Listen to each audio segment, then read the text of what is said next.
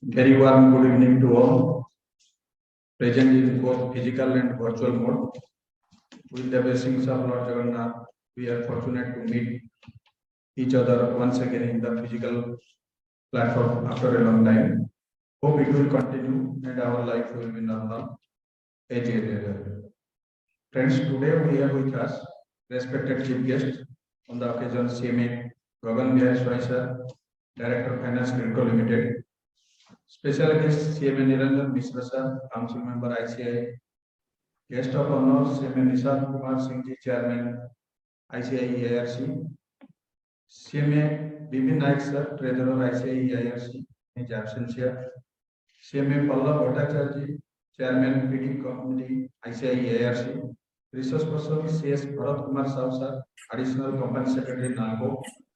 My dear Chairman of the Chapter, CMA Mishra, Secretary CMA Narayan and all other professional colleagues in the managing committee. Respected past chairman of the chapter and EIRC, esteemed members of the chapter, invitees, guests, media persons, and my dear students, I, on behalf of Bhubaneswar Chapter, Managing Committee of ICAI Bhubaneswar Chapter, warmly welcome you all to the today's seminar on amendments in Companies Act 2013, Accounts and Audit. Considering COVID-19 guidelines, we have segregated the program schedule in two sessions, inaugural and technical. Inaugural session will be ended within few minutes. Then we will start technical session. I would like to request CMA GB Swain sir, CMA N Mishra sir, CMA Nishant Singh, CMA Mishra, please come to the dais.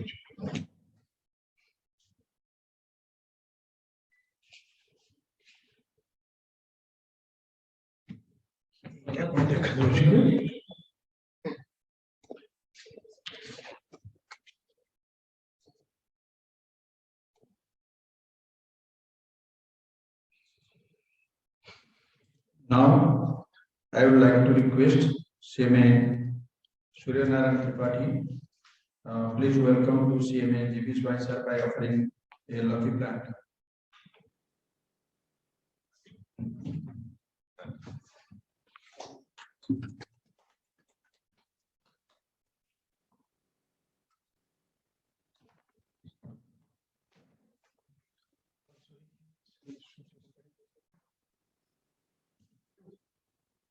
Now I would like to request CMA Pragya Madam, please offer a lucky plant to CMA Niranjan Mishra sir and CMA Nishant Kumar Singh.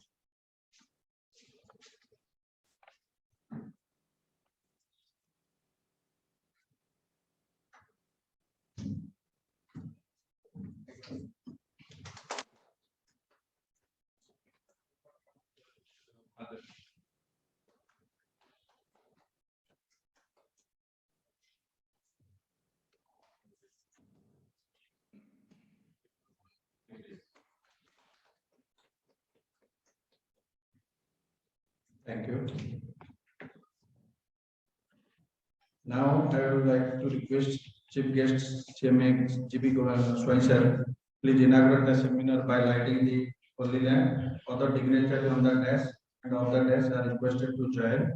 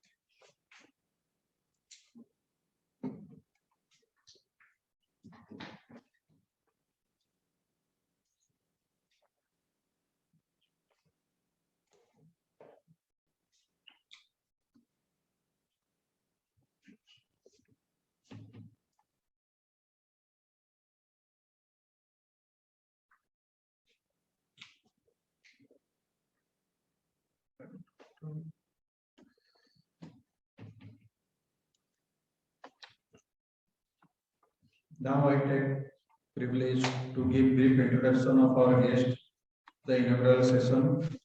Our chief guest, CMA Gagan Swain, a cost and management accountant with 25 years experience, industrial experience in the field of finance and accounts, regulatory, business strategy, legal and commercial function in premier power sector organizations. He has completed complete overview of the power sector, including experience at board level position in GRIDCO discounts. He has good exposure in public sector as well as private sector, a deeper insight into the operation and management of the entire power sector organization. Presently, he is posted as a Director of Finance and Corporate Affairs of GRIDCO Limited. He is also in the board of TPCODL formerly SESU and TPNODL formerly NESCO as Director and exceptionally managing the sectoral transition period in the state.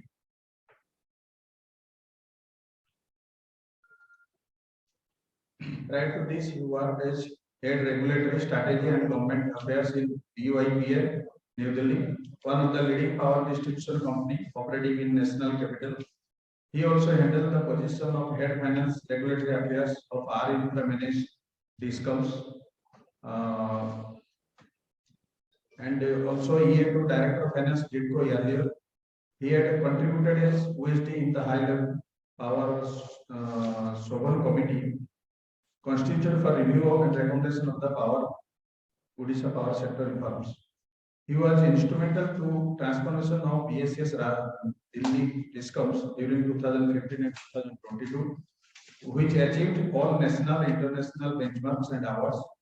He was involved in policy formation by participating with policy making bodies like CRC, CEA, MOP, SERC, and state governments. He is a member of the core committee for power of industry body, Confederation of India (CIA). He is the past chairman of the chapter during the year 2007-2008. Thank you, sir, for accepting our invitation. Now I would like to introduce our CMA Niranjan Mishra, sir. We all know more about him, so it not require more introduction. And now he is the Central Council member, and presently he is taking the responsibility of Chairman Committee on Cost and Management for Public and Government Services, and member of many more committees of the Institute of Cost Accountants of India.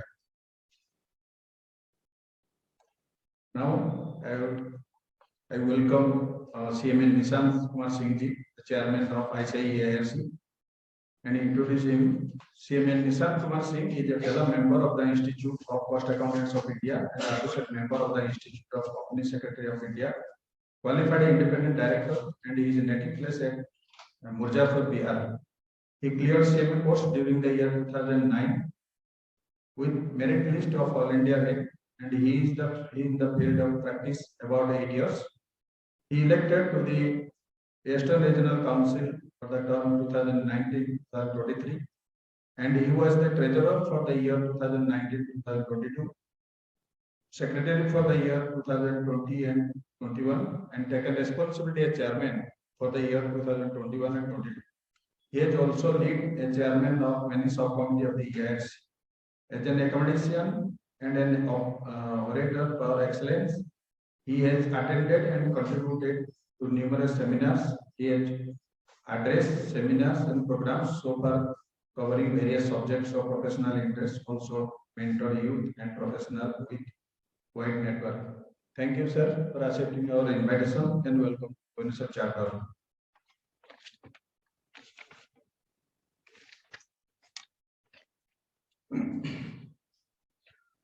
Now, this is the first visit of our chief guest, CMA Swain, sir, after assuming Director Finance of GRIDCO. I request our chairman to facilitate by offering an authority as a token of our respect and culture of this vibrant chapter, and I request all the dignitaries to accompany.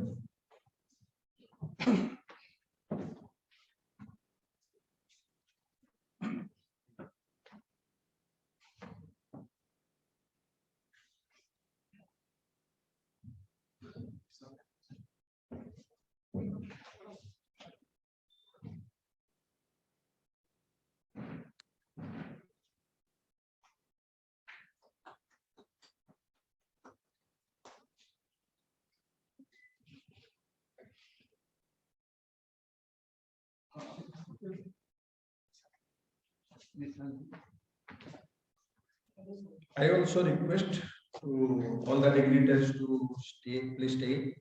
Now I request to felicitate the CMA Nishant Singh ji, the chairman of ICAI-EIRC, for his first visit to ICAI Bhubaneswar Chapter.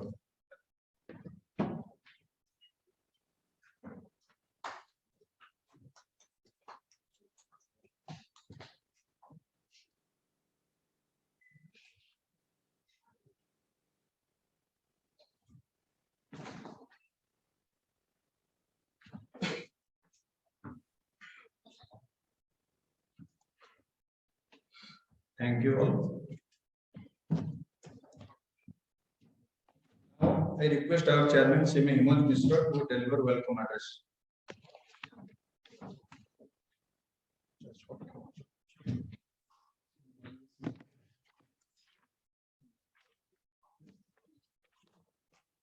Thank you, sir.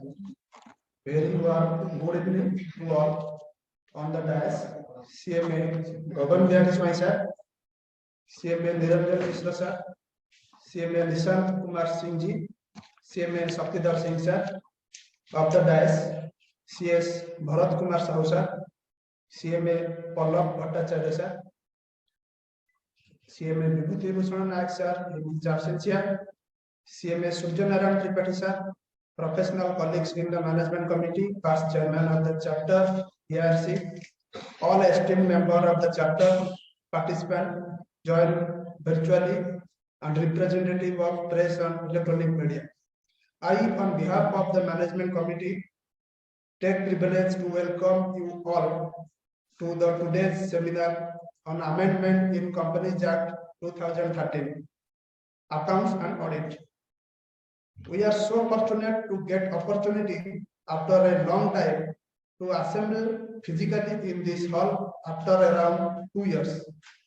In between, though we have conducted one seminar on artificial intelligence on 3rd October 2021, but less participants joined physically as pandemic COVID-19 was not over. More participants have joined in the virtual mode.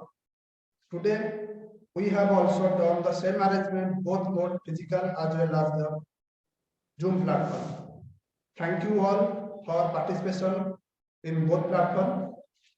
I would like to convey my special thanks and deep gratitude to CMA Gagan Swain sir, CS Kumar Sahu sir, and all the guest resource person for accepting our invitation in spite of their busy schedule, especially on Sunday evening. Also convey thanks to the chairman and chairman PD committee and the entire team of EIRC and all other chapters at Odisha for their association in conducting this particular seminar. Dear members, with the blessing of Almighty, the pandemic situation has over in some extent. Now, we are very much hopeful to conduct the seminar and workshop in physical platform as well as in virtual platform. In this regard, I seek suggestion from all of you regarding the topic and resource persons, if any, under your connectivity. Please suggest us through mail to the chapter, which shall be very much helpful to us for coordination. We have taken an initiative to conduct workshop on advanced Excel and SAP as per the need of the day. But considering the pandemic COVID-19, the same could not be possible to conduct. Hope will be conducted soon. I requesting all the members to enroll and participate and make the workshop successful. Thank you all. Pray before Lord Jagannath, all of yours and beloved one, good health. Namaskar. Jai Jagannath. Thank you, CMA Mishra, Chairman of ICAI Bhubaneswar Chapter. Now I would like to request CMA Nishant Kumar Singh, Chairman ICAI-EIRC, please address.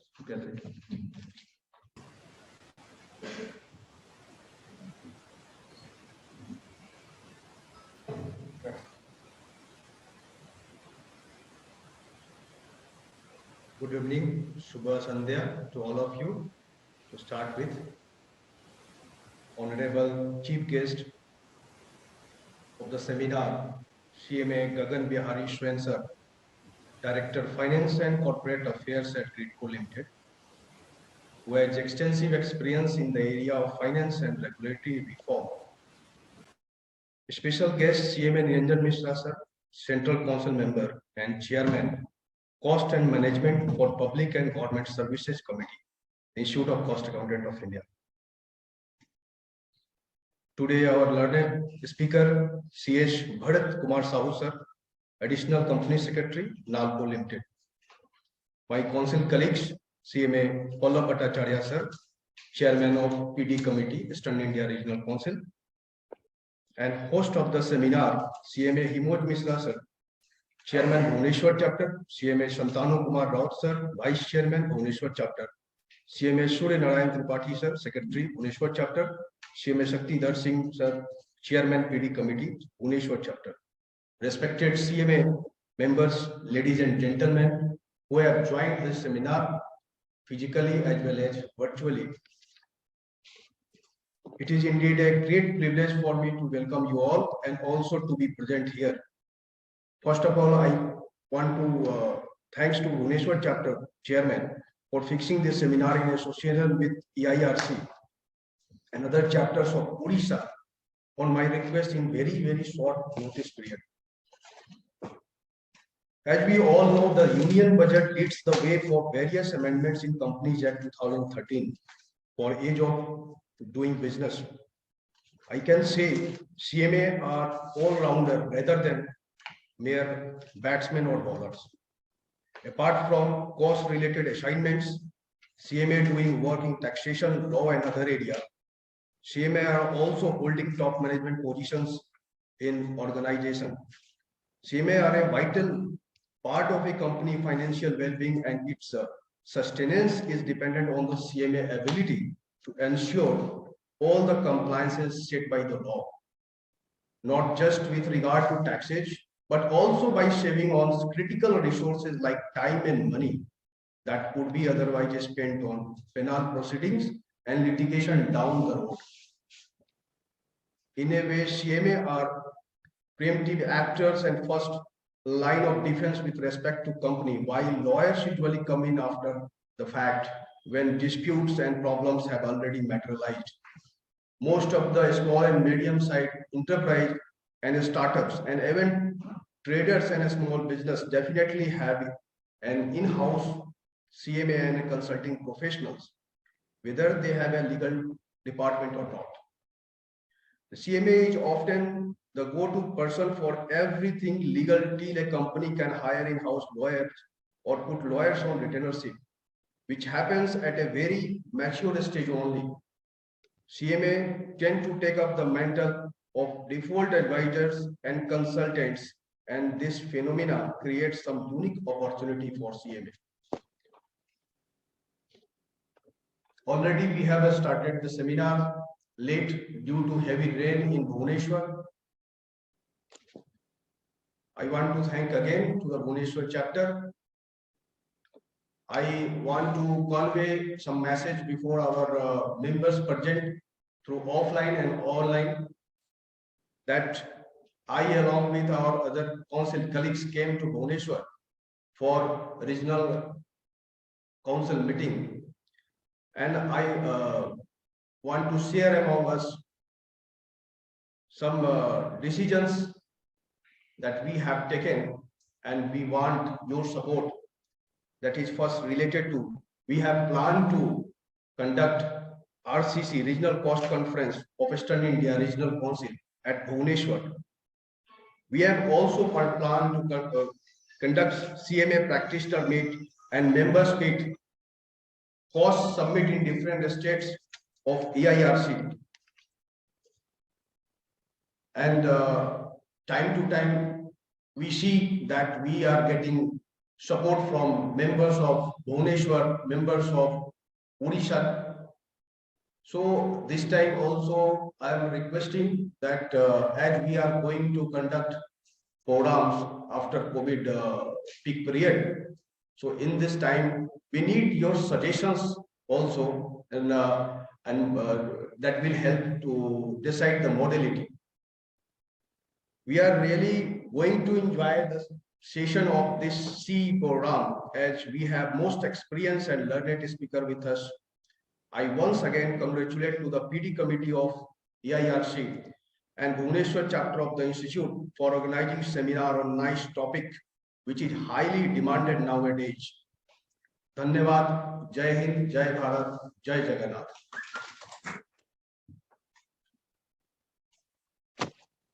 Thank you, CMA Nishant Singh ji, Chairman of ICAI-EIRC, for giving the proposal for conducting as regional cost conference in Bhubaneswar. Thank you, sir, again. Now, I would like to request CMA Niranjan Mishra, sir, kindly address.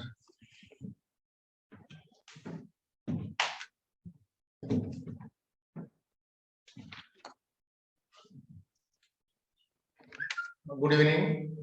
My honor to CMA Gagan Swain sir, Director of Finance, GRIDCO Limited, Honorable CMA Nishant, Chairman EIRC, CMA Mishra, CMA Singh, Chairman PD Committee Govt Chapter of the dais, CMA Pallab Bhattacharya, immediate past Chairman EIRC and PD Committee Chairman EIRC, my CMA colleagues, past Chairman of the chapter, and in the virtual platform, the members who have joined from other chapters, Pan Odisha, and from other states. Very good evening. The first time the Odisha chapters organized this program both in physical and virtual mode. Due to heavy rain, we have started late. Still, I wish to say something regarding the institute and about my committee, what I have taken recently. You almost have noticed on December 13, 2021, Government of India has released one disinvestment policy for the industries, PSUs, those are the non-strategic sectors. they are defined two sectors. One is strategic sectors, one is non-strategic sectors. And in strategic sectors, they have kept the industries, those will not go for this investment. They are minerals, energy sectors, automobile, construction, defense, telecommunication, and some other strategic sectors. Why I want to tell this before this August podium, August presence, because in Odisha, we are satisfying these two sectors. One is minerals and another is energy sector. You all know we are having surplus power in our state, and still that require a lot of improvement in the power sectors, maybe power generation, power transmission, or power distribution in our state. We have ample of cost accountants working in these sectors, power sectors and mineral sectors. They are also delivering their best for the best of their industry, for the increasing profitability and other parameters of the industry. But I feel after taking this committee, Institute of Cost Accounts of India, Central Council, this committee, in association with this industry, will do something for the increasing all the parameters of those industry, power sectors and mineral sectors. This is my mission. You all must know that when I was the council member and chairman of associate departments in the last 2 to 3 years, I have started doing something, but due to this corona and COVID-19, we could not proceed. But now some chairman, other council members have taken the charge of this committee. They are doing their best. But I assure you, the responsibility you have given to me by selecting the Central Council, I'll do my best. And this committee, I need your support. And very soon we'll organize some events on the strategic sectors so that you can join. And I also request you, if you are an expert in this area, then you can send your resume so that we'll take you as a resource person. Not only events or seminars, we'll do some workshops in association with these industries. We'll also do develop some guidance notes, and these are the developments from my committee side. And from the institute side, you all know now we have introduced some diploma and certificate courses, because after completing the CMA, we can be the executor and implementer. And to be the decision maker, we have to compete with other professionals, and those are having dual qualifications, maybe CMA with some extra qualification or CA with some extra qualification, or like your engineer MBA, and they are also interested for the CMA course. So I request all of you, please, those are young and also those are faculty, they can advise others.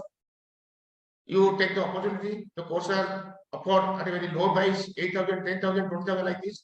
You can take this course so that it will help you in your career building and the institute development. So this is my advice to you.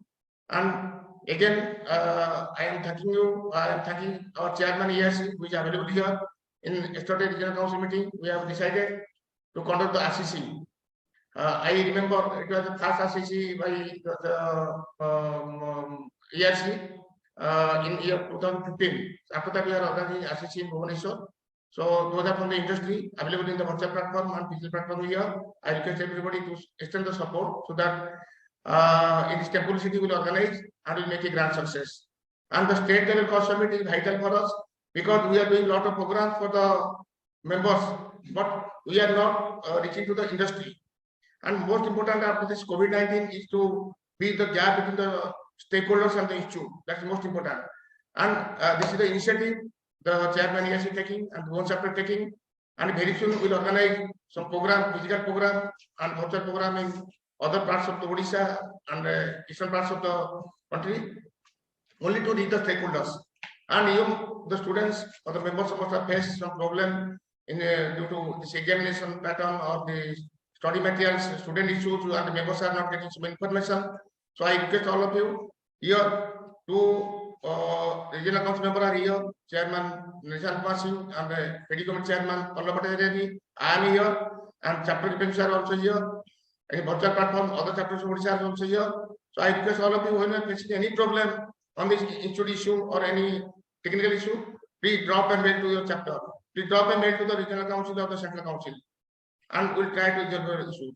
Because we want to connect you after this COVID-19. Now this is your responsibility to support us, so that we'll support you. This is a give and take principle. So already we are late. So I thank all of you, those are present here, and I wish the endeavor of the chairman, Bhawan Chapter, CMA Mishra, the dynamic chairman, young chairman, and the Satindar Singh, return fellow, and all other support. So we'll march forward as we are moving forward in the past. Thank you. Jai Jagannath. Thank you, sir. We will definitely extend all types of support and cooperation for conducting RCC in Bhubaneswar. Thank you, sir, for highlighting on the institute perspectives. Now, I would like to request our chief guest, CMA GP Swain, sir, kindly address.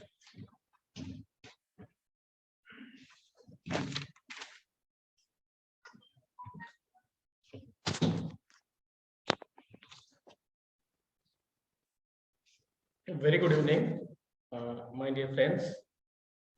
The chairman EIRC, the Central Council member Niranjan Mishra ji, my dear friends Himaz Sakti, Pallab ji, the long association with Mr. Pallab, and Mr. Sahu, additional CS Narco, and Mr. Nayak in absentia. All my friends, it was a very good evening. I'm feeling very proud and happy to be part of this program. After a long time, I'm coming to my chapter. Long association with this chapter. I worked for this chapter as a secretary, member in the executive committee, vice chairman and chairman. And we have come long way in developing the chapter. We have lots of credible achievements in the chapter, creating lots of professionals in the state who was contributing across the nation.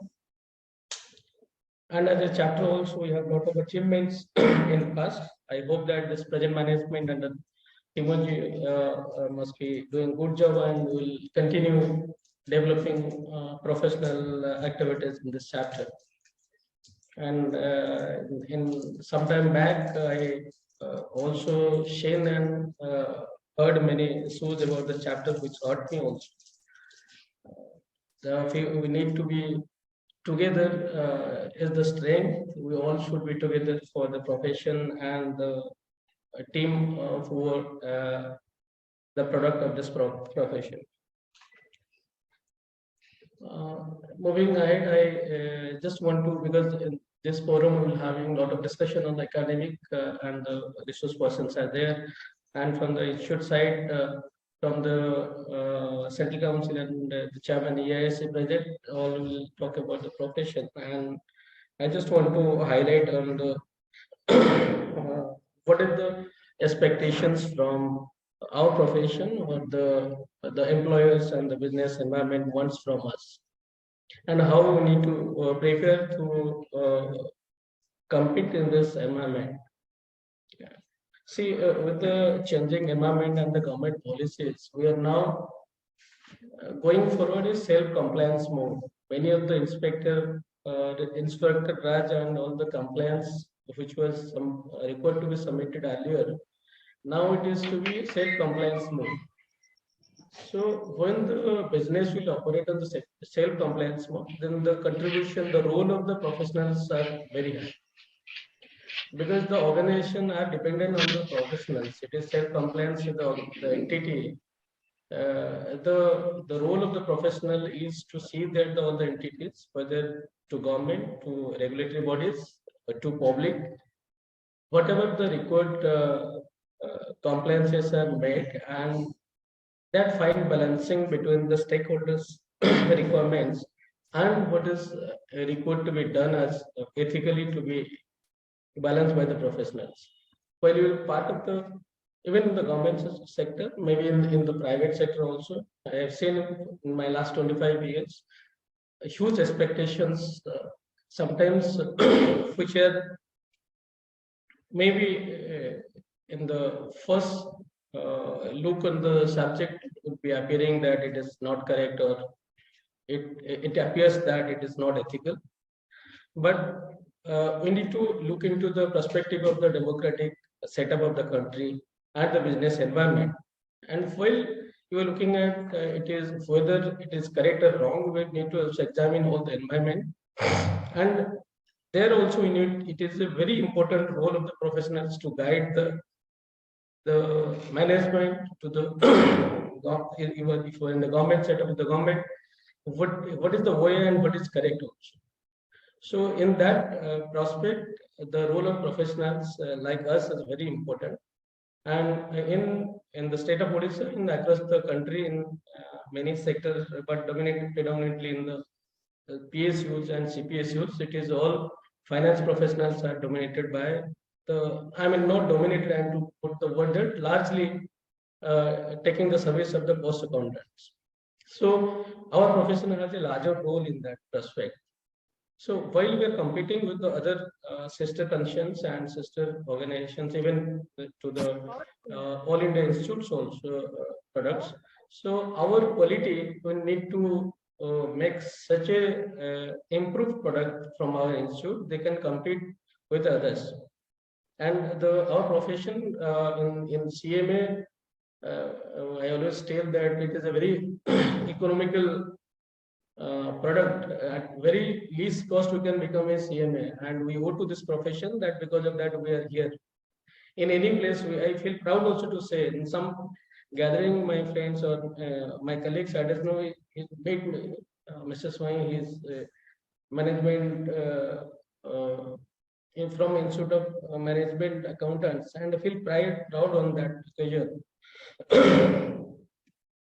So these are few points that I want to highlight, and all the fellow members present today, we're working either in government organization or in any organization.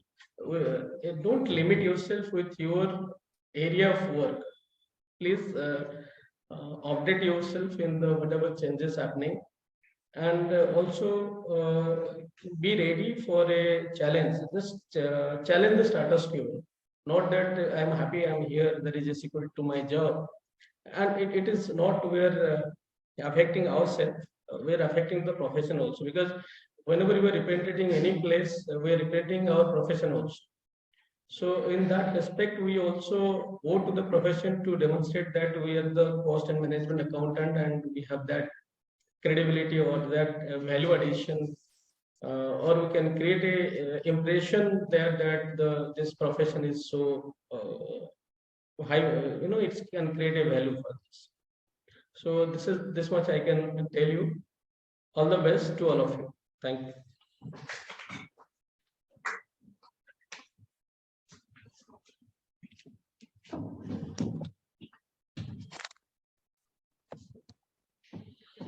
Thank you, sir, for your inspirational words and enlightenment to our members. My deep gratitude and hearty thanks to our chief guest, CMA GB Swain sir, special guest CMA and Mishra sir, guest of honor CMA Nishant Singh ji, for gracing and addressing in the today's seminar. Before closing inaugural session, I would like to request CMA MR Lekha, first chairman of the chapter, which present a memento to CMA GB Swain sir as a token of memory.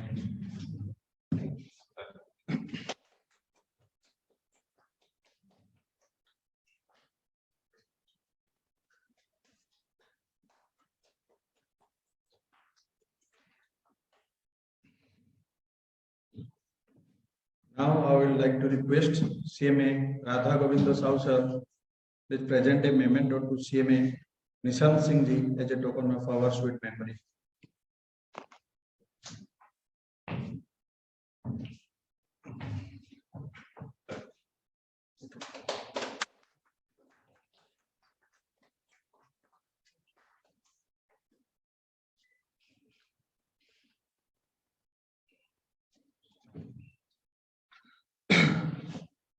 I hereby declare the closure of the inaugural session, and within few minutes we will start the technical session.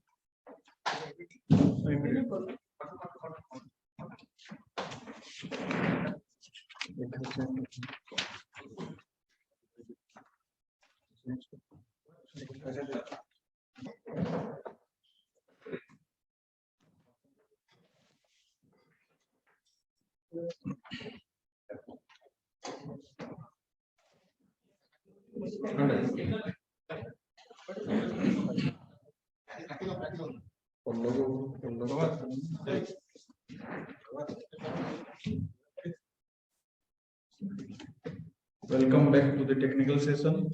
I request our resource person CS Bhattacharya sir and CMA Bhattacharya sir and Secretary of the Chapter SN Tripathi sir, please come to the desk.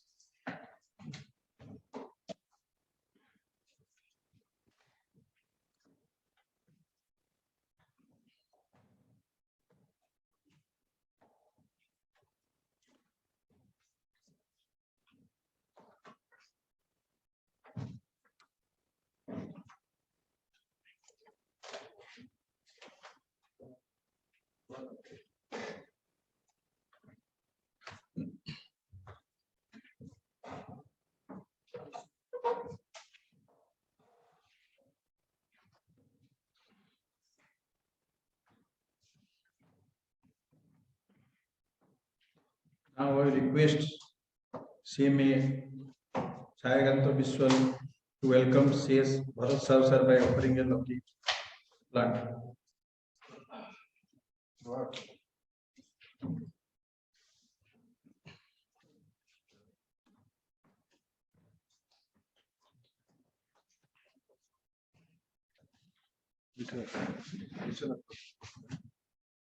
Now I request CMA Vishwanath Pradhan, please welcome CMA Pallab by offering a lucky plant.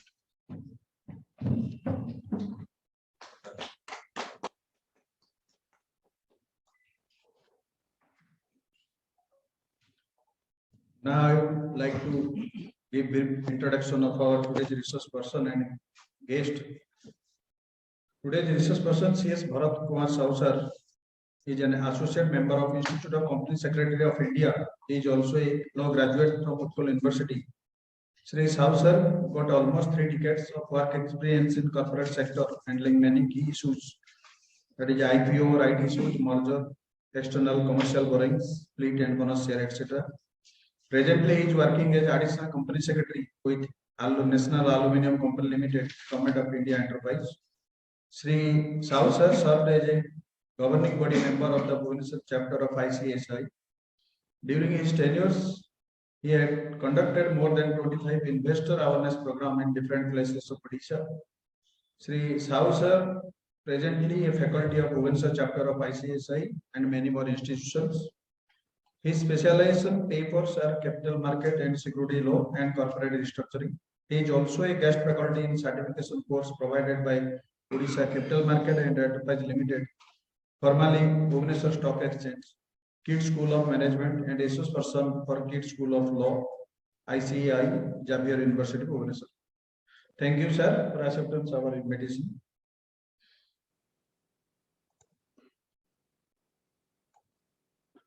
Now, I would like to welcome CMA Pallab Bhattacharya. CMA Pallab Bhattacharya is a fellow member of the Institute of Cost Accountants of India. He is a practicing CMA since around 25 years. He elected to Eastern India Regional Council for the term 2007-2011 and 2011-2015, and again elected for the term 2019-2023.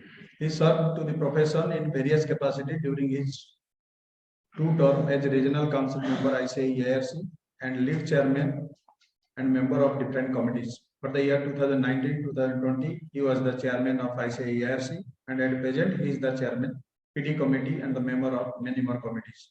Thank you, sir, for accepting our invitation. Now, I request one one of our special guests, CMA BHAWAN, sir, Treasurer of ICAI, in his absence here. Now I will request CMA Pallab Bhattacharya sir to address.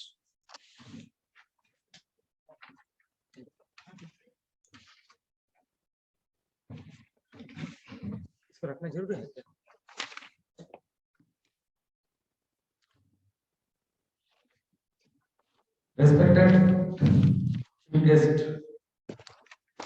CMA Gagan Bihari Swain, sir. Director Finance, GRIDCO Limited. Central Council member, CMA Niranjan Mishra, sir, of our institute. Chairman EIRC, CMA Nishant Kumar Singh. Chairman ICAI Bhubaneswar Chapter, Mishra, and his team, Mr. Shaktidhar Singh, Surya Tripathi, and many more. First of all, I must congratulate Bhubaneswar Chapter to organize this seminar in a physical and virtual mode. And thank you all to inviting me as a speaker. After a long time, we are meeting each other, and I hope in coming days, COVID will be over, but I request all members of our institute, all family members of our fraternity, please follow health protocol to prevent COVID-19. Amendment in Company Act. Yes, members are eagerly waiting to get knowledge from Mr. Sahu, so I should not elongate. But before that, I must say, now government has moving to self-compliance mode. Yes, CMA, particularly those who are in service and in practice, have greater role to play. But sorry to sir, sometimes it's a fact, it's a really fact. Sometimes the people who are in private organization, particularly the economic and the socialistic pattern of our country, they have nothing to do anything. They have to abide by their owner. We have a role to play in the PSU. Particularly, I have seen, I have experienced when, as a practicing cost accountant, when I have gone to the audit for the PSU, I can say many more things, and they are implementing. They are hearing us. But particularly when we are going to the private organization, it is very difficult to make them understand, to make their owner understand what is required to do.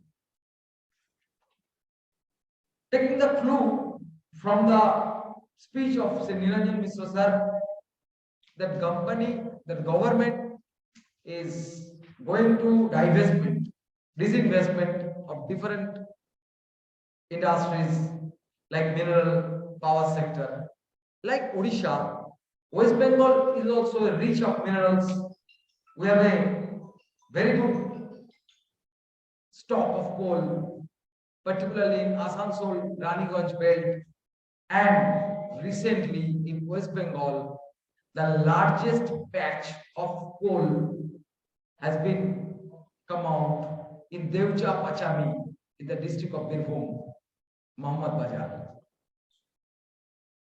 So, as a professional development committee and as a chairman of PD committee and as a council member of EIRC, we are keeping close associate with the government how the new coal regime really it's a new thing for the West Bengal as well as the surrounding area of West Bengal, because every state of the surrounding of West Bengal will be benefited with the help of this coal. We are keeping close contact with the government of West Bengal, how our role can be established and society can be benefited.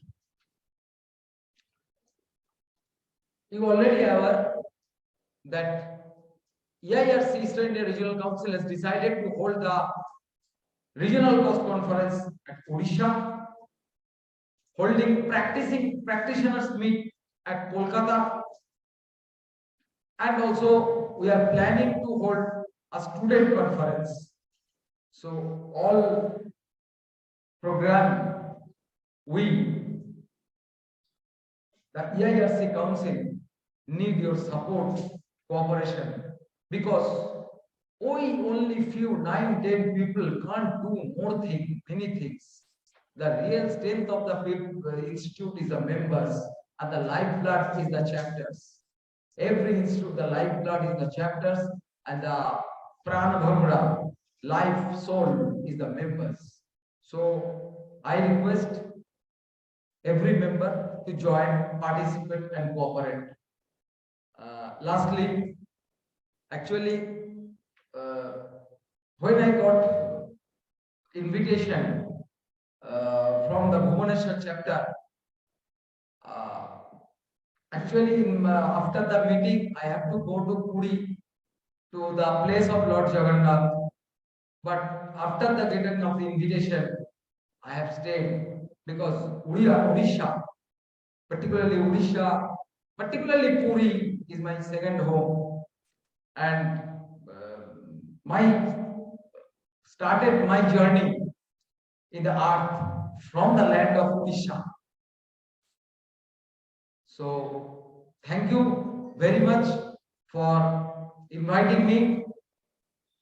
I took apology from the managing committee that after my speech I have to leave for Odisha. And thank you very much inviting me. Thank you and good night and Jai Jagannath.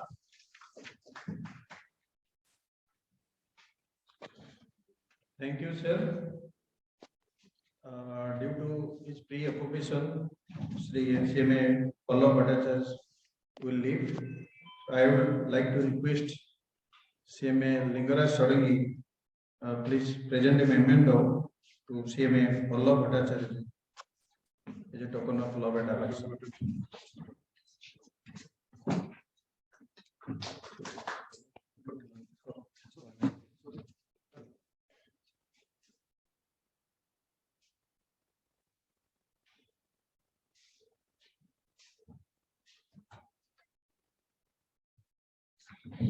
Thank you, sir. Now, I would like to request our today's resource person, CS Bharat Sav, sir. Sir, please address.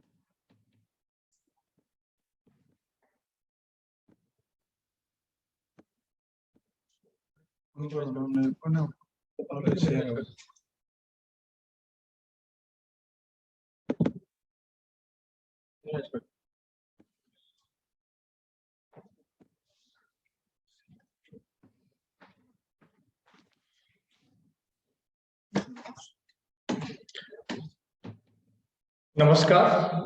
Good evening to all. Respected Sri Swain sir, chief guest of this evening, Sri Niranjan Mishra sir, Sri Nishant Singh sir, Sri Pallab Bhattacharya sir, other dignitaries, senior members of ICAI, Institute of Cost Accountants of India, ladies and gentlemen. It's a treat to the eyes to see a decent gathering in this platform, though it has been declared as a hybrid seminar. Still then, many members have come here, despite the fact that in the evening there was a heavy rain in Bhubaneswar. So that shows a keen interest that how people are waiting to meet each other and to connect each other, and for last 2 years. It is always a pleasure and privilege on my part to share my views, thoughts, to interact with the fellow professionals on the topic of professional interest. But before going into that, I use this platform and offer my tribute to the departed soul of one of the senior member of this prestigious institute, Sri P.K. Sahu sir, who passed away a few days back. In fact, I was closely associated with P.K. Sahu sir when he was the chairman of the Bhubaneswar Chapter of ICAI. Under him, I worked as a secretary. I worked as secretary of Bhubaneswar Chapter. That was in the year 2007 and 2008. I must say that he was a person best known as person of simplicity. Coming to the topic, the law is changing very fast. This company law is changing very fast. Earlier we were told that, in fact, technology is changing very fast. But perhaps on today's date, it is the company law which is changing faster than the technology. It has become very difficult. In fact, the company law, changes in the company law has become a perennial activity. Every day morning, the moment we open the MCA site, the government site, then we find some or other changes in the law. So it has become very difficult on the part of every profession, be it a chartered accountant, be it a cost accountant, be it a compensatory, to keep himself or herself abreast and update with this law. But maybe that is the reason why the service of professionals is sought by the corporate world, because of this complexity. Because we are here to take care of that complexity in the law. If it would have been very simple, perhaps not have been recognized our service. Nonetheless, keeping that in view or in this backdrop, Institute of Cost Accountants of India has rightly chosen a topic, that is the amendments in the Companies Act 2013, accounts and audit. In fact, I am not an accounting professional. Basically, I am a CS by profession. So I will, in my deliberation, I will be sharing a PowerPoint presentation. And in the PowerPoint presentation, I will not be deliberating on the accounting treatment, but definitely next 1 hour we will be deliberating, we will be interacting on the changes in the provisions of the law and how we people should keep ourselves abreast and update with those changes.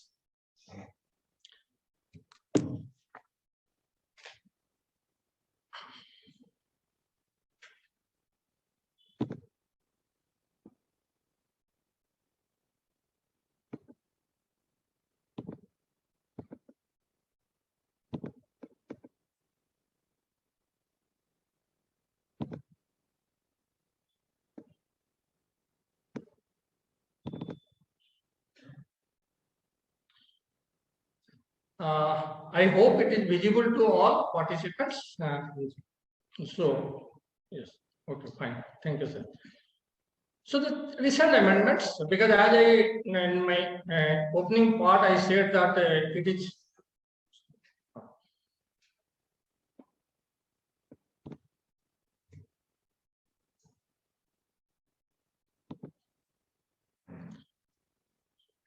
as I said in the opening part, that the company law is changing on daily basis, almost on daily basis.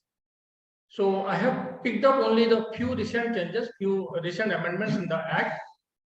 But before going to my presentation, I would definitely like to touch upon a very famous quote of Abraham Lincoln. You all must be aware, it is not that I am going to tell it, but only for sake of repetition, I am using that particular quote here. What Abraham Lincoln had once said, if I had the 6 hours time to chop down a tree, then my first 4 hours will be used to sharpen the axe. Perhaps that is a very perfect quote for we the professionals. because of the ever-changing the law, we need to be on a constant efforts. We must put constant efforts to update ourselves, to keep ourselves abreast with the changes. The scope of the Companies Act has enhanced to a great extent. If you see the Companies Act 2013, ever since it was introduced in September 2013, the scope has gone manifold. So the quantum and the quality of disclosures and compliances under this Act, under this Companies Act, has gone up substantially. And that is the reason why the call for the experience and expertise of the professionals like us, be it a CA or cost accountant or the company secretaries. So without wasting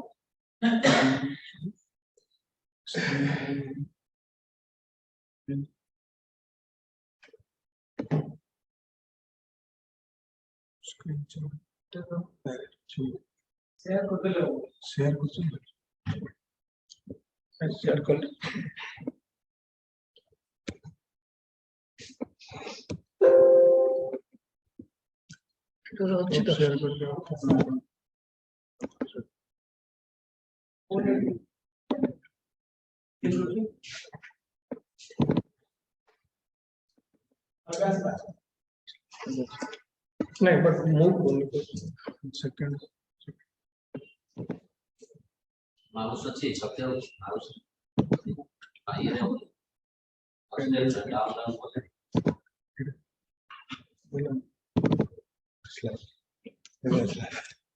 mouse lagi mouse बोलते नहीं ठीक but time screen doesn't. और city हाँ ताले एटा sir online टा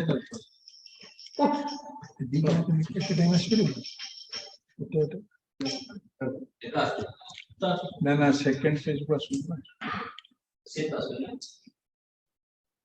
online टा वे सेटा share करबे ऑनलाइन एक्सप्लेन द क्लास से शॉर्ट्स प्रॉब्लम अछि हम शॉर्ट्स कर क्लास के लोग शॉर्ट्स कर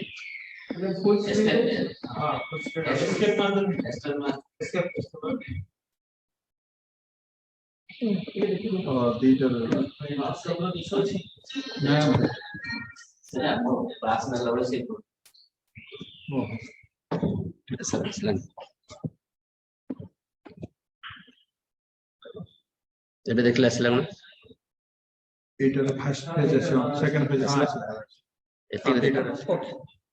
Thank you, sir.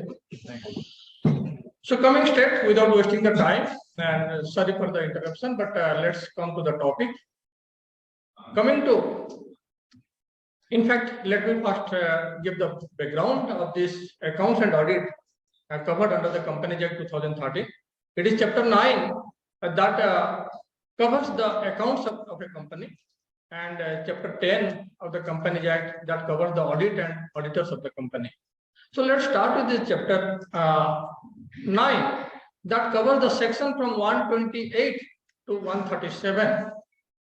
And what are the changes, the recent changes that has come under the Chapter 9 and each section wise? Each section wise, what are the relevant things that is required to be discussed, deliberated on this platform that I will be touching upon. So section 128, everybody knows that it is the books of accounts, and particularly the rule 3 of the Companies Account Rules 2014 that deals that how the books of accounts are to be maintained. I'm not going to discuss on that part, but the changes that has come through the Companies Account Amendment Rules 2021 very recently, which is effective from first, it was supposed to be effective from 1st April 2021, but again, considering or keeping in view this pandemic time, the MCA has extended the time up to 1st April 2022. So it is only 2 months gap now, 2 months waiting time now for its implementation from 1st April 2022. So what exactly it said? What is the changes that has come? The changes is that every company maintaining the books of accounts in electronic mode shall use a particular software, such software having the feature of audit trail creating the edit log, recording the date of any such changes made in the software, and to ensure that the audit trail cannot be disabled. So new changes that has come basically to take care of two aspects. One, that maintaining the books of accounts to be allowed in electronic mode, and at the same time, how to protect the books of accounts from any kind of tampering. It has to be made foolproof check. So that's why the features that are being brought through this amendment is that there must be audit trail. If at all there is any changes in the books of accounts maintained in the electronic mode, there must be some audit trail. Edit log. Whenever we are making any edit, must be a logbook should be maintained for all the editing, and the recording of the date of such editing. The real-time basis. Whenever we are making any changes, the date and time must be recorded in the edit log. And another feature that the company must ensure that such audit trail at no point of time should be disabled. So perhaps this is the way how we are going to see the next phase of our maintaining the accounts in electronic mode. Law is not banning us or barring us from taking a software for maintenance of accounts, but definitely with all these features. And of course, to support this, some other features they have declared that the electronic records shall be capable of being displayed at a legible form. The proper system of storage, display, and printout should be made in electronic mode. Records shall not be disposed of or rendered unusable unless it is permitted by law. So many other features have been loaded. But the crux of this particular amendment is that electronic mode of maintaining the books of accounts is now permitted with loading of these features. Coming to another part where you all must be knowing, in fact, in the inaugural part, I missed out a particular point, that why I said that this Companies Act is changing so fast, because ever since it was introduced in 2013, 4 amendments has already come in the Act itself. 4 amendments has already come in the Act itself, and n number of changes in the rules part. So, but one good thing that has happened during the amendment process is decriminalization of the Act, or decriminalization of the provisions from the Act, particularly the Companies Amendment Act 2020, what was notified on 28 September 2020, and this particular provision, that is this section 128 subsection 6, that was made effective from 21st December 2020. The solace that has come to the KMPs, the MD, the full-time director who is in charge of finance, the CFO, the Chief Finance Officer who is in charge of this maintaining of the records, that they will be only subject to fine. They will only be subject to fine, no more imprisonment. Earlier, the law was providing imprisonment of 6 months for any kind of contravention of this particular act. So that is a big relaxation, a solace that has come in the Companies Amendment Act 2020. Yeah, coming to the next one, another interesting part. But here, since it is a platform for all the professionals, so definitely it is a matter to be thrown upon to the platform for discussion, that when we are maintaining the financial statement, we all know that we need to maintain it on 2 bases. One is standalone basis and one is the consolidated basis. Where the consolidation is required, if the company is having any subsidiaries. So what had happened, if you go through the original contents of the provision of section 129(3), then it was telling that if a company has 1 or more subsidiaries, the word was restricted to that point only, 1 or more subsidiaries. Whereas on the bottom part of this particular subsection, in the particular section 129 subsection 3, there was an explanation, and in the explanation it was telling, or it was stating, that subsidiary includes associate company and joint venture companies. So the law was very clear in that way, that even if the main contents of the provision say that it is subsidiary, but subsidiary got an extended way of definition, which includes the subsidiaries, the JVs and also the associate companies. But now, why I am now saying that it needs some deliberation? Please see. Now it says the law has been amended, the section has been amended, say, and that was amended in 2018, that is in Companies Amendment Act 2017, which was effective from 7th May 2018. It says that if a company has one or more subsidiary or associate companies, so the associate company wording what was used in the explanation part now has been inbuilt, has been brought to the provision part. So where the JV company has gone now? What to do with the JV companies? Earlier, at least I am sure, as the explanation was saying that it includes the JV company, so also the associate company. So I did not have any issue when I was finalizing my accounts. But now the law itself says that it is a company, includes the subsidiary for preparation of the consolidation. I need to take the subsidiaries and associate company. Does it mean that I should now exclude JV company for consolidation? A big question mark. But then, as everybody knows that this is a rule-based company act, if we are not finding some help or assistance or some sort of cooperation, let's say, in the act, then we need to go to the rules. Then in the rule part, it is still unchanged. The rules say that the features of the consolidation to be given in a particular form, that is AOC 1, and there it is still mentioned that the consolidation should include the JV companies, associate companies, and also the subsidiaries. So there is a disparity in the act and in the rule. So what is the basis of amending this particular provision, that is provision 129(3), perhaps best known to MC, but that is the fact. Coming to a new section that has been introduced, a very welcoming step, no doubt. It is a burden on the companies now. Which company? Unlisted companies. What is the section? It is a new section, section 129A.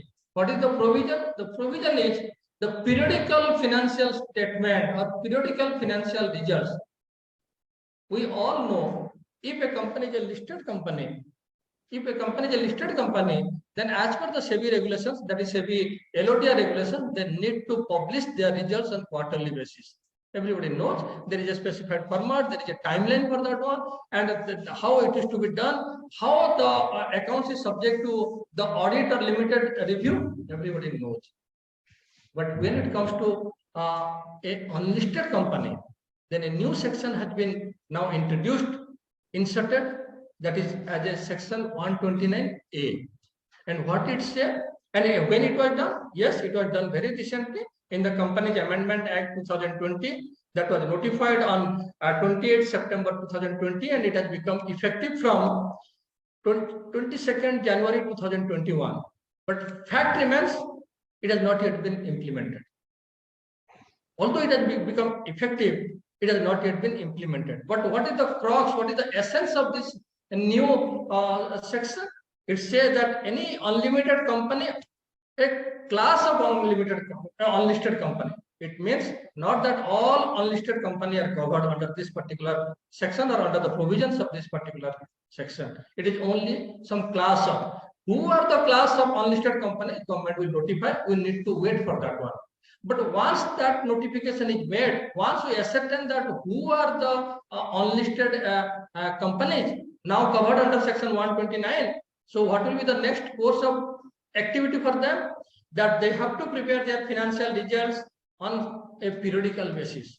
Even the period has not yet been mentioned. So definitely a rule is expected, is awaited from MCA side, a rule will come which will explain or which will clarify all this aspect we are now going to discussing on this issue.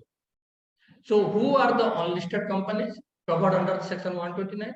What will be the periodicity for the financial results, whether it is quarterly like listed company or it will be half yearly, because everybody knows prior to the introduction of this LOTR 2015, it was on a half yearly basis, even for listed companies.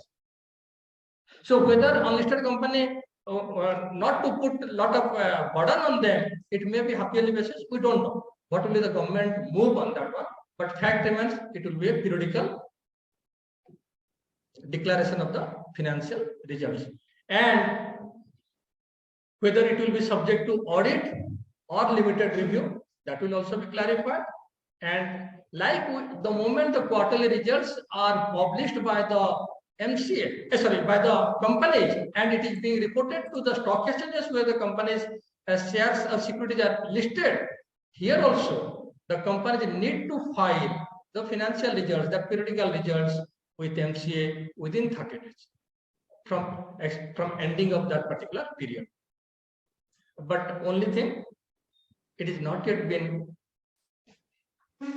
provided. A rule is expected, a rule is awaited, where the procedural part for implementation of this 129 will be covered. So a welcoming move, because it will open up a vast area for the professionals. No doubt it will be a burden on the company's part for unlisted company. Now they will be subject to periodical review, but definitely it will open up a good area for all the professionals.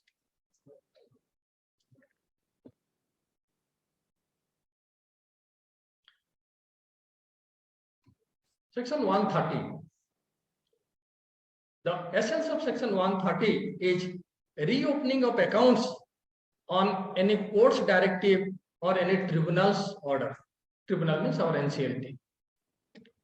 Either it will be a court under whose jurisdiction the company is located, company is situated, or it will be under tribunal's order. But what is the essence? Again, first, if we go to the essence of the contents of this particular section 130, then it was basically reopening of the books and recast of the financial statements on basis of any application made by either by the central government or by the income tax authority or by SEBI or by any other statutory authority or even by any person concerned, and on basis of that application, the court under whose jurisdiction the company is coming, or on basis of order made by the NCLT, the tribunal, the book can be reopened. The ground are that if it was felt that the books of accounts have not been maintained in the way it should have been maintained, or some irregularities has taken place in the financial statements, then the court may, on basis of the application made by all this authority, can allow a reopen of the book and recast of the financial statement. But there was a flaw. What was the flaw? The flaw was that does it mean that at any point of time the statutory authority can make a request to the court or to the NCLT and get the books opened, and no, there is no limitation period. Limitation period is not applicable to them. So for that, a provision has come that was introduced in the Companies Amendment Act 2017, effective from 9th February 2018, saying that only books of accounts for preceding 8 financial year are subject to reopen and recasting. Not that it is open-ended. The 10-year back, 20-year back also, I can make a request and get it open and recast the financial statement. No. So my limitation periods end for 8 preceding financial years. Or if at any special circumstances, the government has allowed the company to maintain, because everybody knows the books of accounts to be maintained for 8 years. So that's why the limitation period is also for 8 years. If government has on a special dispensation mode, on a special circumstances, government has allowed any longer period of maintaining the books or preserving the books of accounts, then in that case, that longer period will be applicable. But definitely, it is no more open-ended. There is a limitation period. You all must be aware of this new body, NFR, National Financial Reporting Authority, that was made effective from October 2018. Rules have already come, and they have already started showing their action. And in some or other part, we have already seen how they are going to give directive to the corporates. We are not going into the nitty-gritty of that one. We will only focus, we will only concentrate on any changes that has come recently in this NFR under section 132. And is there any activity that needs to be addressed in this forum, in this platform? First, again, the backdrop, what it said. In case there is any kind of professional or other misconduct, any kind of professional or other misconduct by the auditor, the original section, in fact, section 132 subsection 4, which is basically giving the enormous power to the NFR, the body, to go for disciplinary action, and they can even debar a member or a firm if any professional misconduct was found. But what had happened? The original act was saying that it is a auditor. So the coverage was only about the auditor. But now the coverage has been extended to include internal auditors. And if you go through the Act, the Companies Act 2013, you will be finding that internal auditor could be a chartered accountant, could be a cost accountant, could be a professional from any other institute, as the government may declare, or even an employee also. Internal auditor could be an employee also of the organization. So, but the fact remains, the wording from auditor, now it is get extended to include the internal auditors as well. Both badhiya, no issue. Internal auditor are also now covered under the net of the NFR. But the flaw I am telling, anybody can go through this. What is the flaw I am now going to discuss in this forum is that if you kindly go through the explanation that is given, that what is this, the word or the expression that professional and other misconduct, you will be finding that it still say, the explanation still say that professional or other misconduct shall have the same meaning assigned under section 22 of the Chartered Accountant Act. Why? If you include the internal auditors, and where the law is making it very clear that internal auditor means a chartered accountant or cost accountant. Cost accountant is also a special enactment of the Parliament. We do have our procedure for the professional and other misconduct. Why the cost accountant will be subject to the professional misconduct under section 22 of Chartered Accountant Act? The drafting is, to me, my personal view, perhaps the drafting is a bit poor. They have not looked into the explanation part. Straight away वहीं पे change कर दिए. चलो act में change कर देते हैं. थोड़ा internal auditor को भी coverage में ले आते हैं for debarment for any kind of professional or other misconduct. No problem. When there is some authority, we are ready to obey the law. We are ready to follow the law. But at least go through the links, correlate, and try to amend them.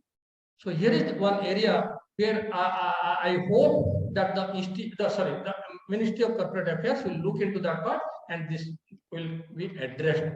Or because Mr. Nishant Singh sir is there, so perhaps you are the right person to take up through the institute that this needs a clarification. Why should internal auditors, means professionals from other body, be subject to the professional misconduct that is defined under the CAI Act? जब तक ये only auditor था, when the act or the provision was confined to auditor and it was telling chartered accountant, the explanation was fine, going fine with that one. But if we are extending this provision now to include internal auditors, then why this explanation? My personal view, and should be addressed. Yes, The next one, very important one, and perhaps we all the professionals, some or other way are engaged and associated in preparation of the financial statement, the board report. Everybody, because board report, financial statement is it is a concerted efforts. It is joint efforts from the every single professional working in the organization. So here also I would like to touch upon the changes and my views on these changes. What exactly it say that the provisions say the financial statement including the consolidated statement, what we just now we discussed about the consolidation part also. The financial statement including the consolidated statement shall be signed, means basically it is about the authentication part. Authentication of the financial statement. Once it is approved in the board, then who shall authenticate, who shall sign the financial statement, the annual accounts. Then the provision earlier was telling that it should be the earlier provision I'm telling, then I will come to the recent changes. The earlier provision was telling that it should be signed either by the chairperson, if authorized by the board, or by two directors, one of whom shall be the managing director, if there is a managing director, and by the CEO, chief executive officer, if he is a director, should be underlined. The earlier provision was telling that beside this aspect, that is the chairperson or two directors, one of whom shall be the managing director, and the CEO, if he is a director, and the CFO and compensatory, that remains as it is. So why I said that the CEO part should be underlined, because the changes has come now in the Amendment Act 2018 saying that only CEO. That means if the company has engaged, has employed a chief executive officer, but he is not a board member, non-board member CEO, then also he needs to sign the financial statement. We must keep it in mind, and to ensure that next time when we are going for our financial statement in our organization, we need to check. Just because he is not a director, we cannot exclude him now, because the law has been amended, and now bringing the person, the CEO, also into the authentication part, despite the fact that he is not a director on the. So that means the coverage is now the chairperson or two directors, one of whom shall be managing director, if there is a managing director, or the CEO, despite his position, whether it is a board member or non-board member, the CFO, the chief financial officer, and also the company secretary, if the company has a company secretary. So that also the changes has come. We need to keep an eye on this particular provision. Again, something very interesting, and again, I'm going to put it before this August forum for a deliberation, for a discussion, that how the poor drafting has taken place in the Act, how our rule makers are simply, keeping their eyes closed on certain aspect which needs to be addressed. No doubt every off and on they are coming with the changes, but should be little aware of what changes they are making, where it correlates, and whether that correlated area should also need some redressal or not. So one such a glaring one I am going to again touch upon, that is section 136, that is the right of the member to copies of audited financial statement. We just now we discussed about section 134, that is about the financial statement and the director's report. Once the director's report and the financial statements are ready, then we all know as a professional that it needs to be circulated to all the members of the company.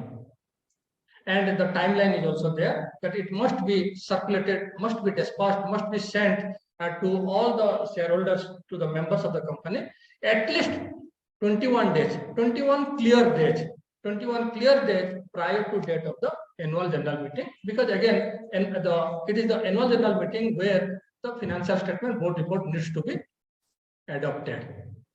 Okay, we are not going to touch upon that one, but please see the proviso part under this section 136(1). What the proviso say? The proviso clearly say, in case of a listed company, the provision of dispatching the annual report, means copy of the documents, the annual report to the shareholders, because generally for a listed company, it is a voluminous document. Because it covers a lot of annexures in different form, different statutory documents.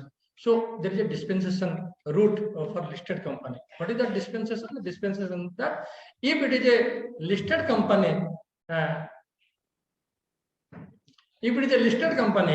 then without sending that copy of document,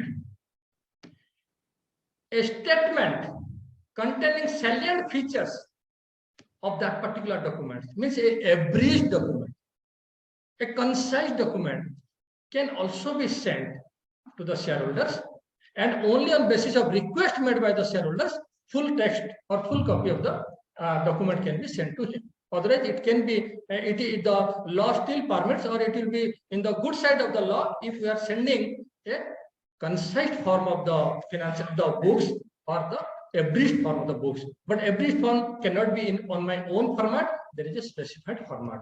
And what is that specified format? The specified format was AOC 3. That means if I am serving in a listed organization, then I can, to save my cost and to send so voluminous document to the shareholders, I can use my abridged prospectus. But now the irony in the changes in the amendment that has come, saying that provided that the companies which are required to comply with companies Indian Accounting Standard Rules 2015 shall forward their statement, that every statement, in form AOC 3A. Now my views for the August forum is that when in the beginning it said that it should be for listed company, this proviso is for listed company, and everybody knows that for listed company, Ind AS is applicable ever since it was introduced in 2016. So where is a separate form for listed company? So now the question arises, if I am a listed company, then whether it will be in AOC 3 or AOC 3A, because both the format that continue to remain in existence. So they changed they brought the amendments, but perhaps forgot to withdraw the first one. No doubt they have changed the format, because in this there are different. We all know there are now different reporting system, like the fixed assets is now PPE, the different depreciation policy. Many things have taken place. Again, we are not going to discuss in nitty-gritty of that area. But only for that you could have changed the form, that AOC 3A. You could have made it by withdrawing the AOC 3. The AOC 3 is also there, and AOC 3A is there, saying that any company following the else, at least you withdraw or omit the word listed company there. Then I can very much make out that any company who is not following the Ind AS should have AOC 3. And for companies which are following Ind AS should be AOC 3. So that is again a point for deliberation, and hope MCA will sooner or later will come to know or will realize this and go for one more amendment to this particular section.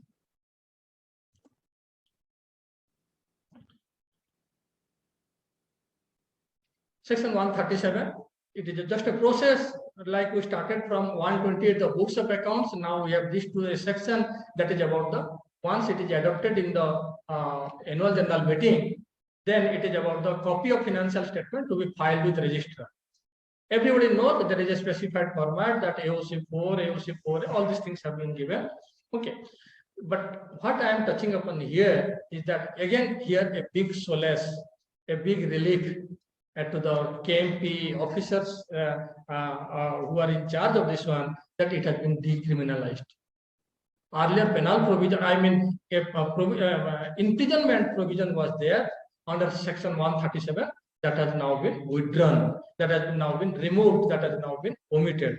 And but one more thing that has been introduced here, the word fine has been converted into or turned into penalty now. It is just like a cascading effect. Earlier, what was happening? It was telling that imprisonment for a period of 6 months or 1 year, whatever. So it's like a criminal liability on the part of the person who has failed in filing. And then it was telling about the fine of 1 lakh rupees or something. But now what the act says, it is penalty now, no more fine. Means the amount is not fixed. Amount will be variable depending on the period of delay from your side. Once it is delayed, you have to pay 10,000 rupees and thereafter 1,000 rupees for every day of delay. So it is a penalty now, no more fine. So Mishra sir in the inaugural session was telling something that we need to have give and take. Here also a provision of give and take. Thoda kuch relax ho gaya, thoda kuch naya aa gaya. That I have removed the imprisonment part, so we all are happy. But again, the reading between the lines say it is no more fine, it is now penalty. Means a higher penalty, higher amount of compensation like you have to pay if there is a failure on your part, on the part of the KMP or the officer in charge of this, who is in charge of the filing of this one.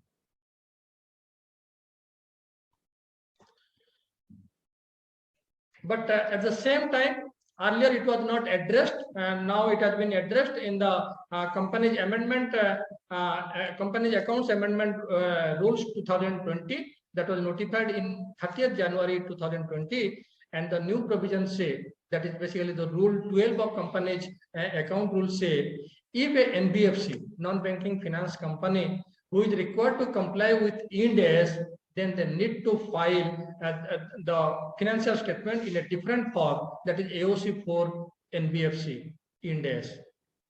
Earlier it was AOC 4 and AOC 4 Ind AS. Now for NBFC also they have introduced a separate form, that is AOC 4 NBFC Ind AS.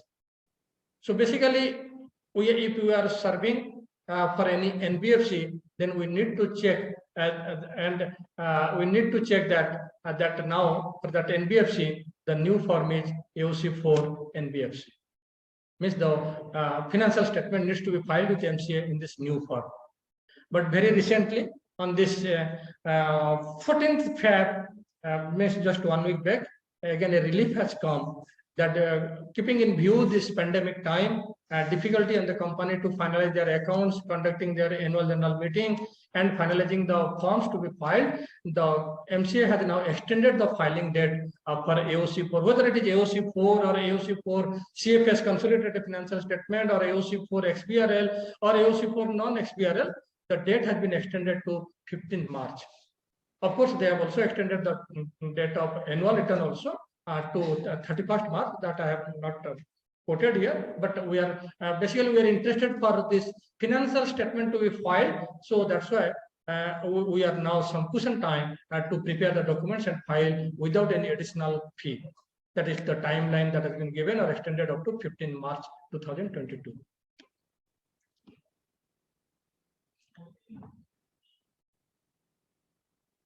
If we go to chapter 10, that is about the auditors and audit, a changes has come, again giving some relief to the auditor. And when I am saying that auditors, it includes the cost auditors, means cost accountant, a compensate in practice as well. It is not only confined to the statutory auditors, or like under Ind AS now we say the independent auditors. And what is the relief that has come through this particular section, section 143(15), that is basically for the penal provision.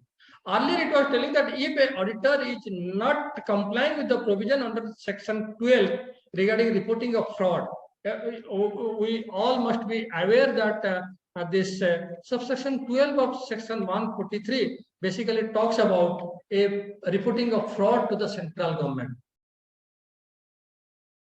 Particularly if the auditor quantified the fraud and found that it is 1 crore and above, then a procedure has been given that it must be reported to the central government, again through the board or through the audit committee and with a specified timeline. Now what the penal provisions say, if a auditor has failed in complying with that provision, the reporting of fraud under subsection 12, then he is subject to a fine. The fine earlier was telling that it should be from 1 lakh to 5 lakh rupees. That means irrespective of the stature of the company, whether it is a big company or a small company or a mediocre company, the fine that was being levied under this particular section was same. It was same for one and all. But now, thankfully, MCA has now put a cutoff. What it says, the penal provision for a company which is, if it is a listed company, then the penal provision is 5 lakh rupees. Other than a listed company, if it is an unlisted company, then the penal provision under this particular section is 1 lakh rupees. So bit relief that has come through this particular changes, depending on what is the stature of the company we are providing or we are rendering the service. And the reputation of the company, the auditor will see your first argument company. Now that's why in the beginning I told sir that here under this particular section 143, it says auditor includes a cost accountant and company secretary in practice. So whether he is a secretarial auditor or a cost auditor or a statutory auditors or independent auditors, by whatever name you call him. Previously, or it was the only category. Exactly, sir. No. It was including all. It was also including cost auditor, but only thing the fine was in the range, irrespective of the status of the company. Now that has been segregated. Listed company has been segregated with a higher amount of fine, that is 5 lakh rupees, and the unlisted company with a lower bracket of 1 lakh rupees.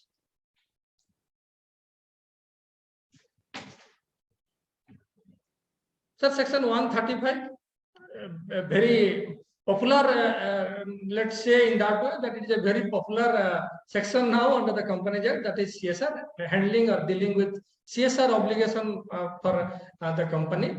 It is you can say it is like an event based. If I am triggering the condition of my profitability, of my turnover, of my net worth, then CSR obligation will be applicable to me. And once the CSR obligation is applicable to me, then what are the procedures to be followed? That is there under the CSR Act. But what has come now, very recently, and we don't know the basis. And again, here there is a flaw that again I will tell. But first, what is the provision that has come very recently? Very recently means on this 11th Feb only it has come. And what it says? It says that the company, whoever is subject to the CSR obligation, needs to file a form called CSR2, that is CSR report, Corporate Social Responsibility Report. So a new form has been devised by MCA, that is CSR2, and MCA say this form must be filed for the previous year, that is 2020-21. So it is having a retrospective effect to say. For 2021, now this form has been introduced with a timeline that is up to 31st March 2022. Every company must file a CSR report in the prescribed form CSR2. And timeline is 31st March 2022. And for the year onwards, means 2021-22, because I said it is for 2021. And we are in the year, financial year 2021-22, which is still running another 1.5 months, another 30-40 days left out for this financial year to complete. For 21-22 onwards, the CSR2 has to be filed as an annexer to your financial statement, that is AOC4, like that AOC4 XBRL, whatever. So this year we need to file independently, separately for the year 2020-21. And from this, from 2021-22 onwards, it should be filed with AOC4 or AOC4 XBRL with those forms. That means once this form is filed, then we need to file this one. a burden has been imposed on the companies now. Because we all knew that CSR report was supposed to be published in the board report as an annexure. Even though it has already been filed, those reports still. Exactly, I'm coming to that point. For this year means now in the currency of this period, we are going to file for 2021. Because 21-22 will be applicable only after the end of the financial year. So we are now talking about 2020-21. And what you rightly said, suppose a company has already filed AOC4, still then he need to file a double burden. And because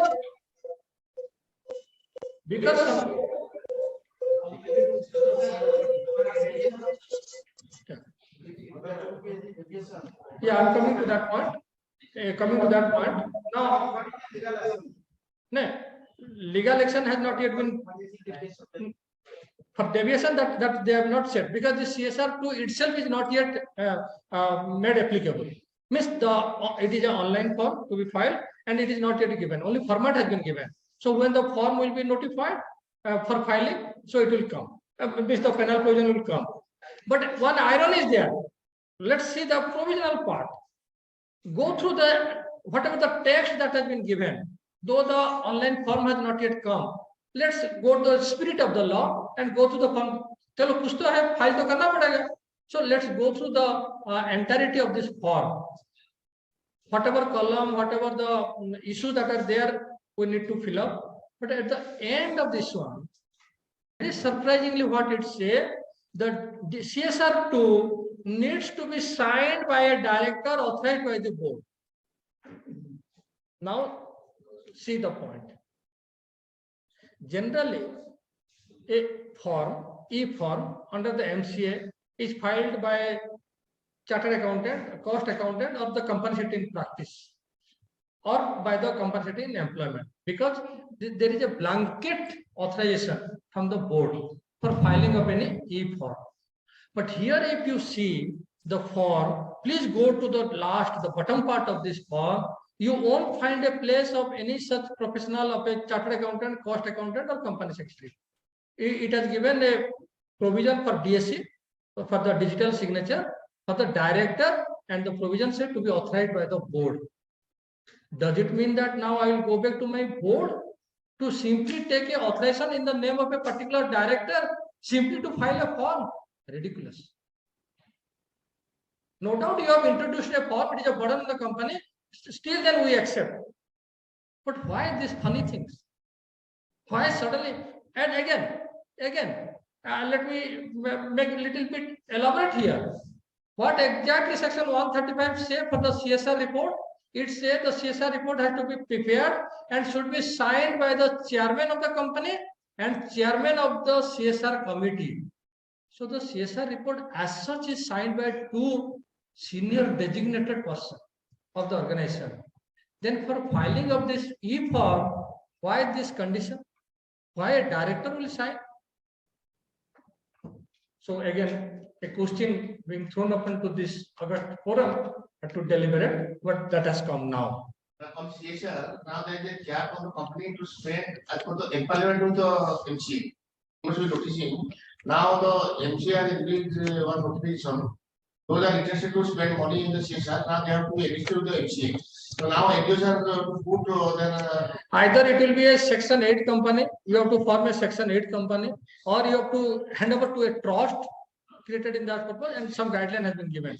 Very funny things are happening, sir. You cannot give any money to any village panchayat or any other you cannot give. No. There will be a registered organization as per the empowerment list of the MCA. Sir, so the word you used that village panchayat or something, that is perhaps the wrong word to say in this one. But again, if you want to give, it can be rooted in a different way, because the law says it should be to the periphery area of where the company's operation is taking place. So you give it in such a way that it satisfies the requirement under Schedule 7. And it can go to the that particular panchayat, but definitely not in the name that it is being given to the panchayat. No, that's true. But what is happening? See, most of the organizations are not enlisted. So you have to, those are enlisted, you have to select the persons or agencies, those are enlisted with the MC. Suppose you have that means of sales activity in on board or download or your peripheral area. So that means you have to see who is the listed. Sir, I got it. Sir, I got your point, but perhaps I am not the right person to comment on that one. Perhaps I will be exceeding my limit. What you are touching upon. I got your point, sir. So, who are those affiliated persons? Who are the person registered with MCA through whom you are going to execute? That is a $1 million question, sir. Perhaps I will be exceeding my limit if I touch upon that particular aspect.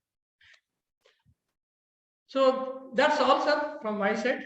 So thanks for a patience hearing, and I tried to, in the slotted time, I tried to touch upon the recent changes what has come in this Companies Act, and few things what I have noticed, my personal view, that perhaps it needs little extra efforts, little extra care while drafting the such kind of changes or something.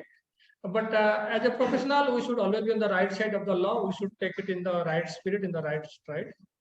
And once again, thanks to Sakidhar Sir and to the institute as a whole for giving me an opportunity. It is always a pleasure, as I told you, to come, discuss, interact with the fellow members. Thank you, sir.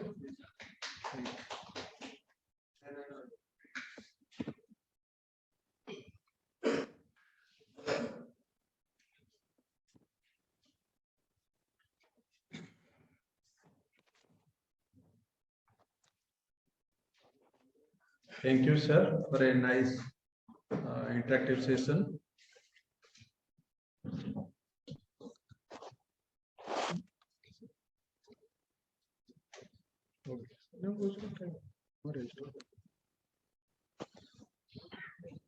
Now, house is open for discussion. Is there any green chart codes?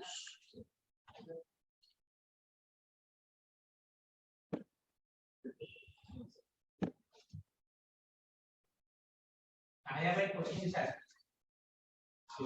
The penalty provision has imposed on the, to what extent the presence of the by the MCO, MCA, that is the penalty provision imposed on the company and the professionals, and how many cases are pending in the NCLT or any court regarding this?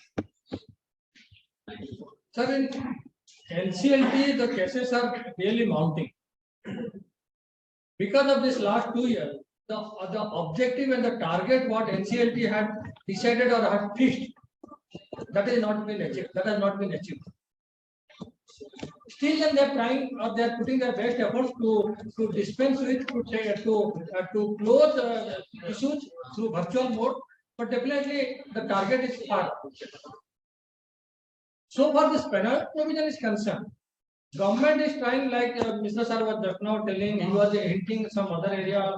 So perhaps as a professional forum, we should not discuss. But so far, this change in one side, no doubt in the Companies Amendment Act 2020, sir, they decriminalized. That's a good step. It's a welcome step from the Ministry of Corporate Affairs, sir. But they changed the wording to fine to penalty. Means government is indirectly minting money. Minting money, sir. Many times in my institute also.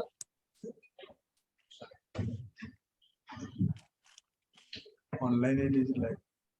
But his question has also no.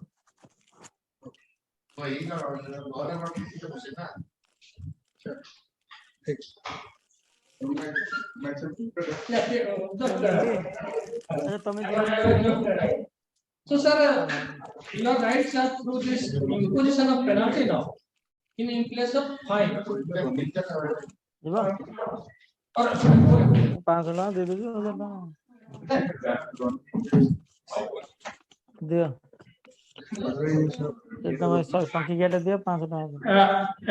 Yes, sir. So the question to me was.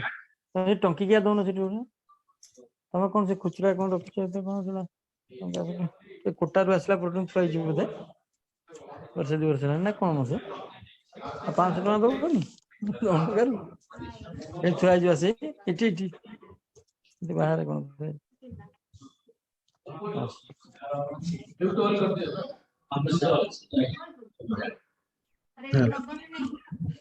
बोरू टंका pocket pocket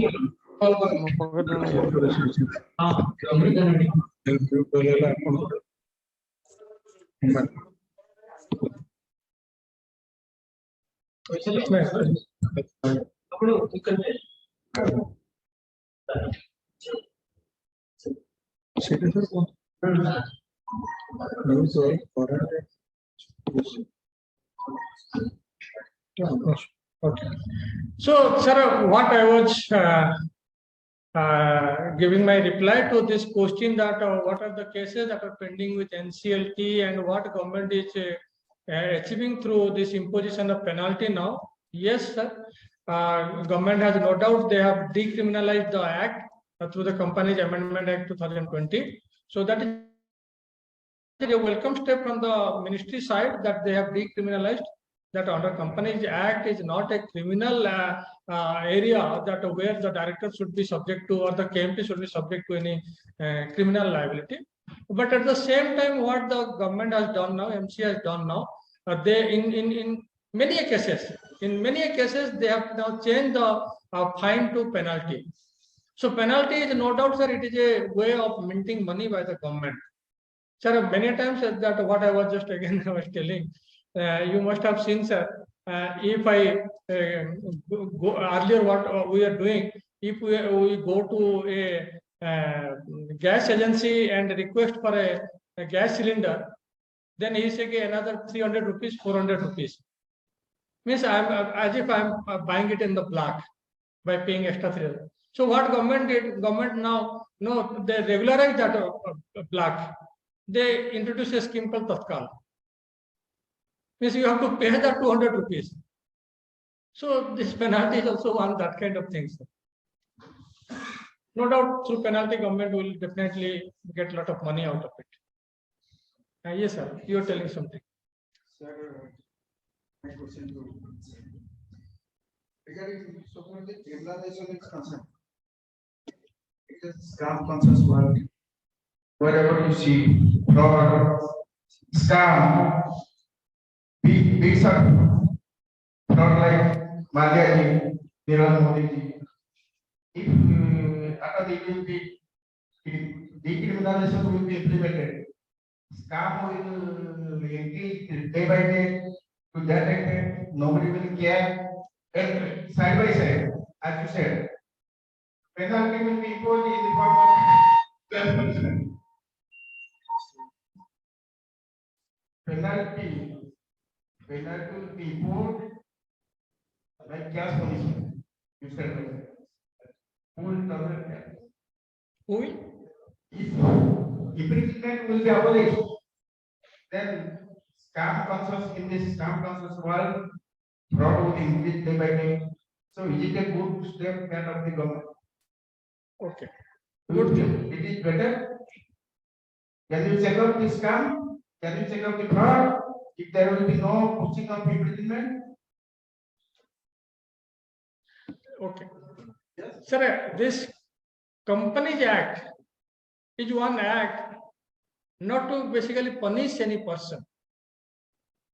If we see the right spirit of the law, then it is about how a company is floated, how a company take birth, how a company run, and how a company ultimately die.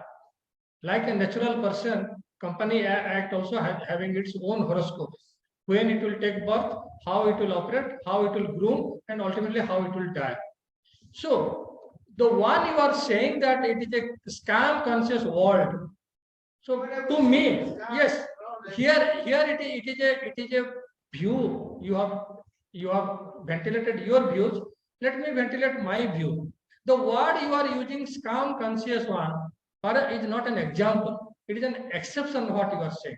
It's not that all the organizations in the 20 lakh companies are in the MCA site. If you visit MCA site, you will be finding 20 lakh companies, out of which 12 lakh companies are active on today's date. Do you think the 12 lakh companies are all scam conscious, or their objective is that? No doubt, scam is happening. I'm not ruling out that one. But where the scam is happening in an organization, there are many other prevalent law in this country to take care of that one. Just because Vijay Mallya, you quoted his name, so I am also quoting. I don't have any personal one to. I'm telling. So there are many other law to. No penal provision. Actually, what I just supplement what Sabo is saying is that company law, the delay, procedural delay, or any default.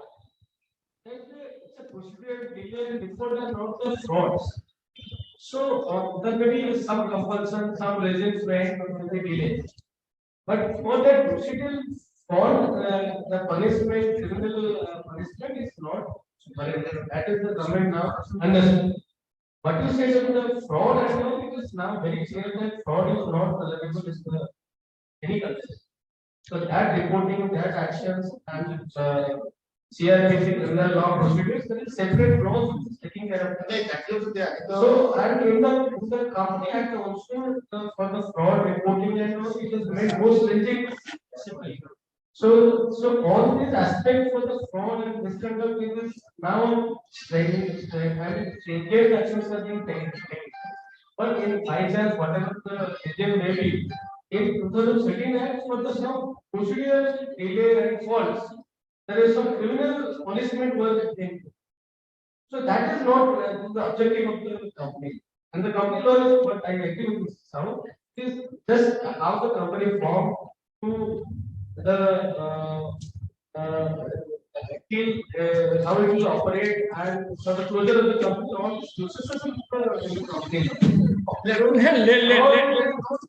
no way in the company act or any amendment is with the objective to see the people who are doing that is not.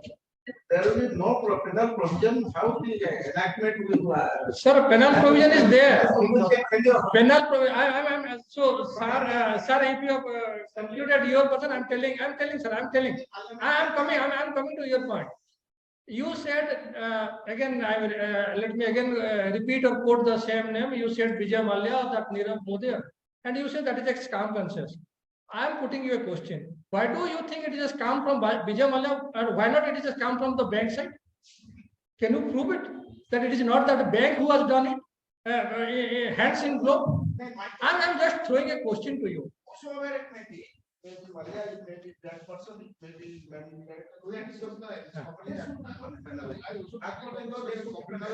Otherwise, crime and fraud and everything. But for that, Companies Act is not the right act. But there are other acts. The company there, even also there are some penal provisions in company there. I am telling you, for non-maintenance of the cost records, or not certificates of financial history, that's what penal provisions. But the company are discussing. Even IPC, you will tell that IPC should be abolished. Why there will be penal? That is whether IPC should be abolished, CRPC should be abolished. Perhaps that is not a right thing we should discuss. We are focusing on company law. So when CRPC is there, IPC, then why the company law will have that all these things?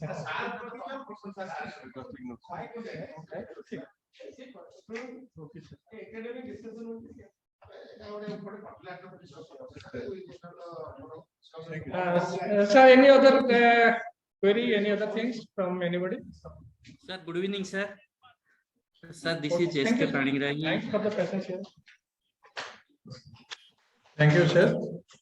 Now I request CMA Suryanarayan Tripathi, Secretary of the chapter, to give the formal vote of thanks.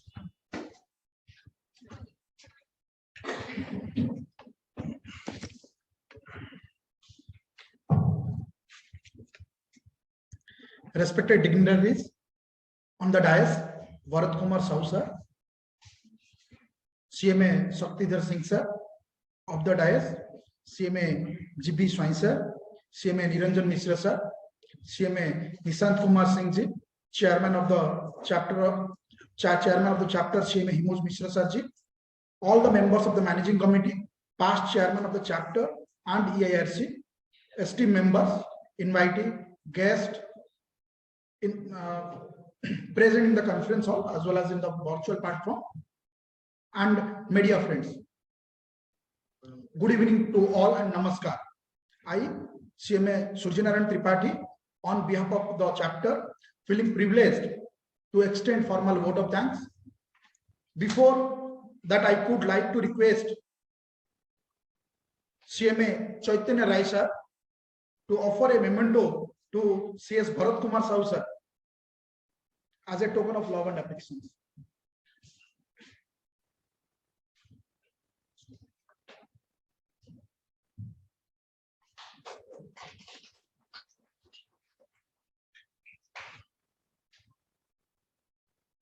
Thank you. Sir, thanks for acceptance of our invitations and nice presentation on amendments in Companies Act 2013, Accounts and Audit.